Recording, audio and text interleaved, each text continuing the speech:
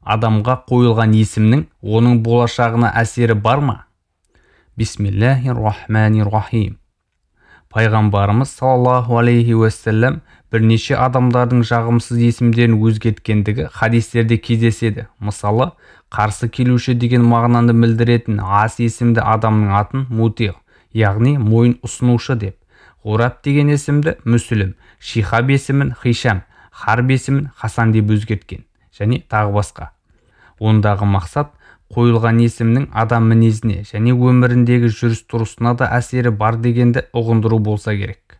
Ертеректе сахаба көзін көрген табиғин Сағид ибн Мүсәйяб дейтін ғалым болған.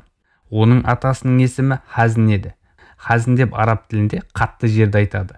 Адамға қолданылғанда қатыгез, қатал мінез дегенді білдіреді екен. Бір күні Сағидтің атасы Хазн пайғамбарымызға саллаллаху алейхи уассалам келгенде, пайғамбарымыз одан «Есімің кім?» деп сұрайды. «Есімім Хазн» деп жауап береді. «Атың Сәхіл болсын» дейді пайғамбарымыз. Сәхіл дегеніміз борпылдақ, жұмсақ жер деген мағынаны білдіреді. «Әкемнің қойған есімін өзгертпеймін» деп Хазн атын өзгертпей қояды. Кейіннен немересі Сағид осы оқиғадан кейін біздің отбасымызда қиындық кетпей қойды дейді.